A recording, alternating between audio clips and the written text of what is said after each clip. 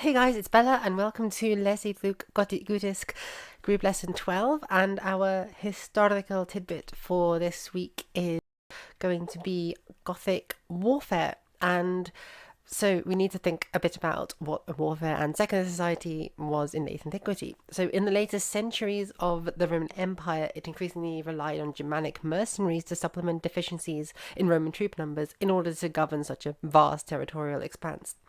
However, as the Western Roman Empire collapsed, secular society increasingly revolved around warlords, which were often army generals or wealthy nobles.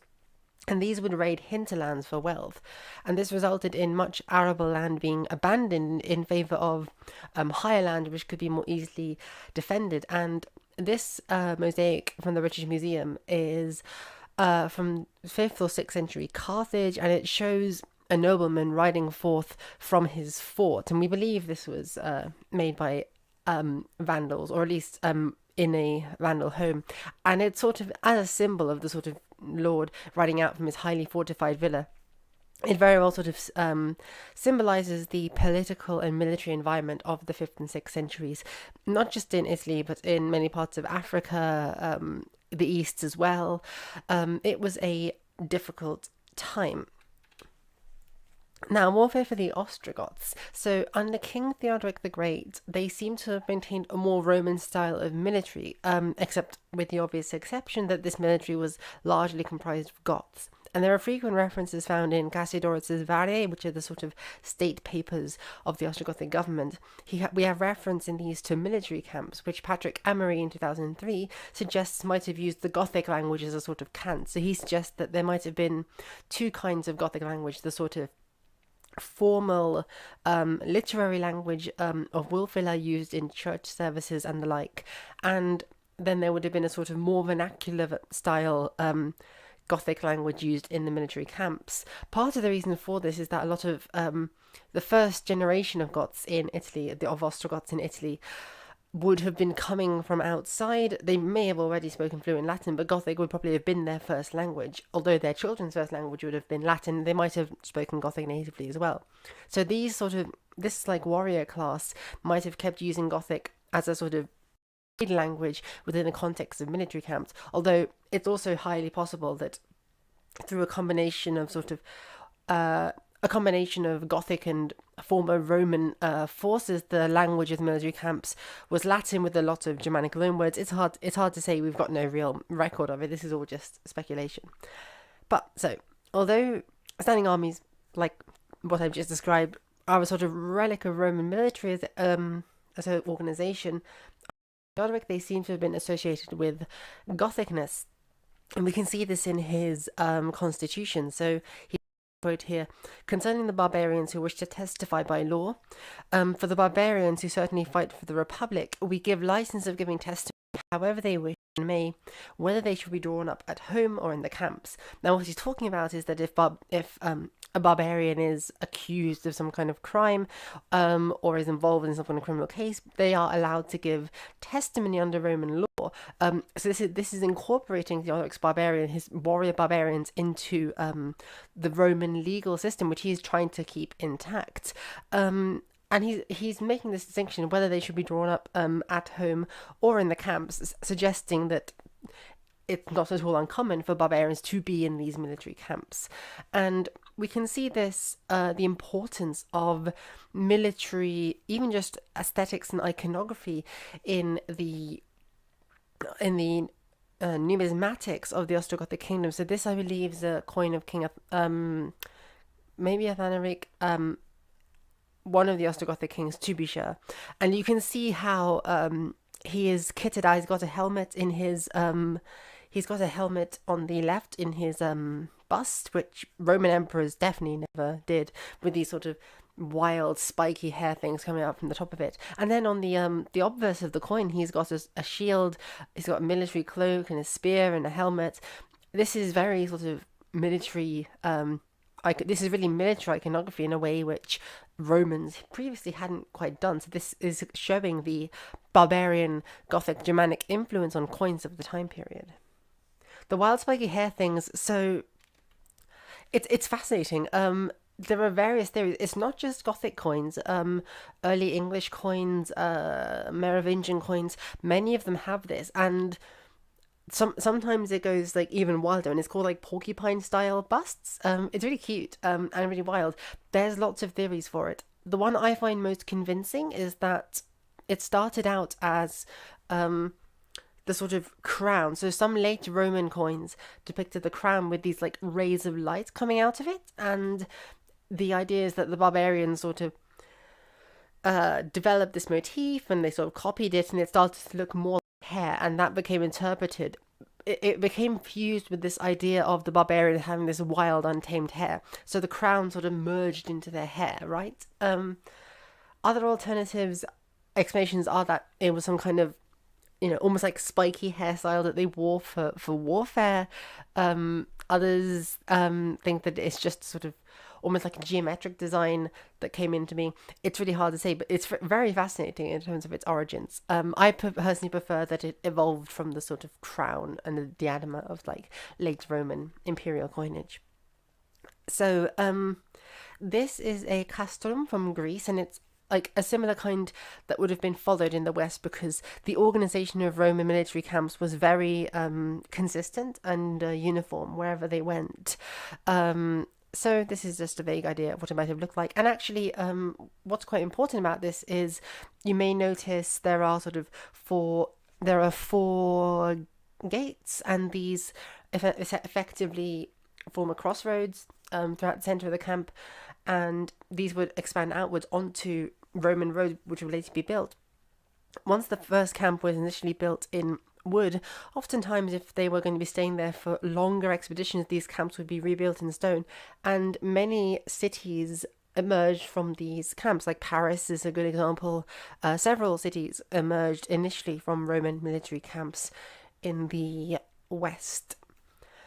Which brings us to Publius Flavius Vegetius Renatius de Re Militari. So, Publius Flavius Vegetius Renatius, aka Vegetius, writing sometime in the late 4th or early 5th century Common Era, he records from books and sources and like interviews how the Roman army used to function in earlier, more prosperous centuries of the empire, and his treatise on military matters became one of the most popular in medieval times. Although note that the esteemed scholar of medieval warfare Helen Nicholson, 2002, suggests that the battle tactics and military organization in Vegetius, not just him but also Caesar and others, was probably rarely enacted. There's not much record of medieval people following this advice, but they were sort of copying it because it seems like the right thing to do. It's the kind of thing that a diligent commander does. And Book 1, chapters 11 and 12, which you can see the start of chapter 11 here from an early manuscript of it, these chapters describe military training, and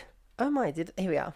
It says, so you can pause that if you want a long explanation, which is my personal theory for why the Roman army adopted the Sparta, but we're going to move on to Vegetius. So there's the Latin, copy paste that for yourself, or like pause and screenshot that so that you can see the quote.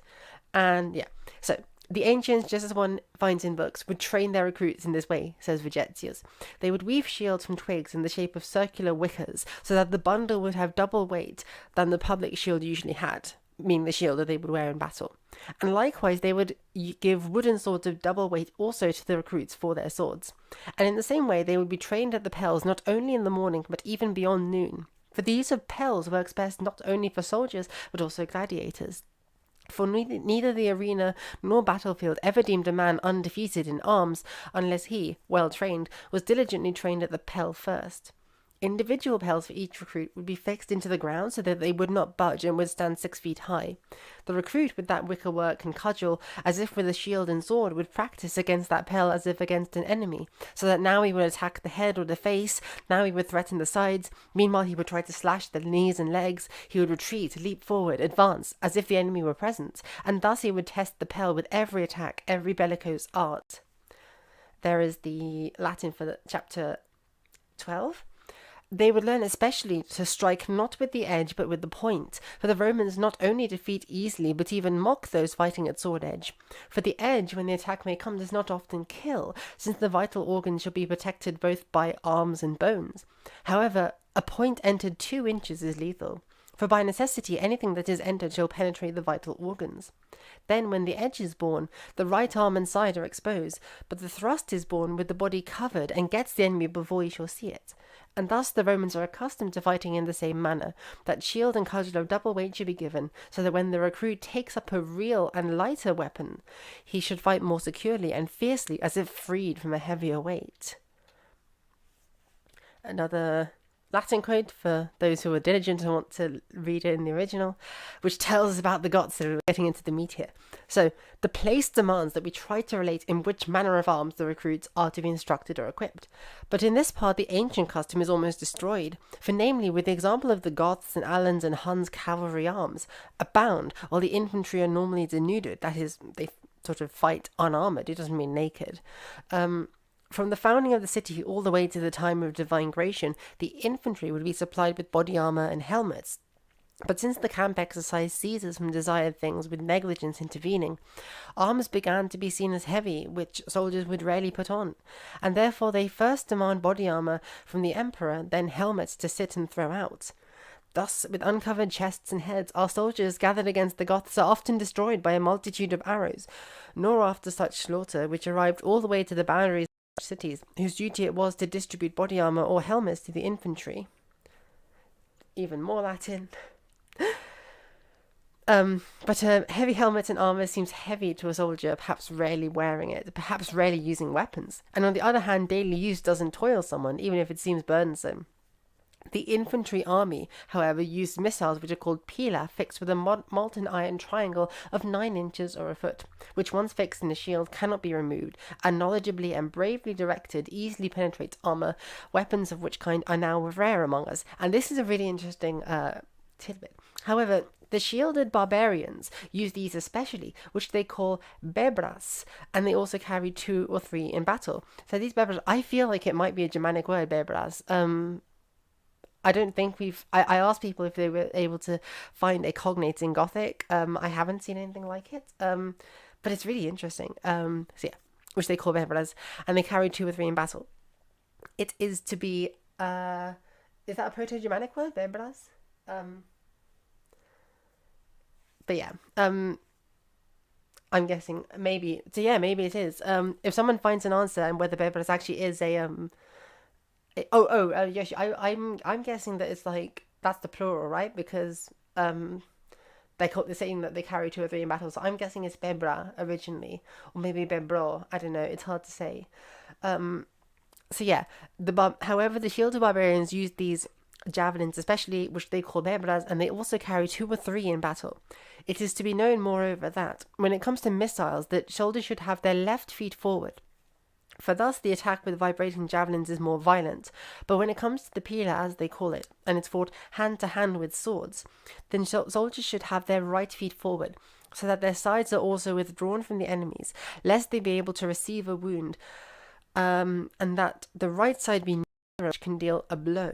Therefore it stands that recruits must be protected by all kinds of ancient arms, for by necessity one with protected head or chest who does not fear injury may summon fiercer courage in fighting.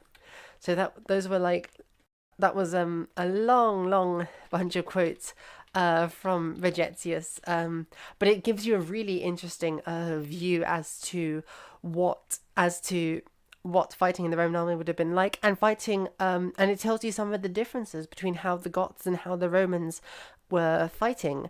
And I'll bring us back to this mosaic from Carthage to leave us with one more sort of story, and this is that Eugipius in his Life of Saint Severin, which is a sort of novel that was written during the Ostrogothic period and relating events just before the before the Gothic conquest. So while Italy was being invaded by Alaric's Goths, and he sort of says that the situation had gotten so bad that people abandoned the outer regions, the hinterlands of their cities, and they would retreat inside cities like the one in this mosaic, with their defended walls in order to be safe from barbarian attacks, because Eugipius says that the Goths would take anything that's left outside the city walls for themselves, as they would plunder Italy.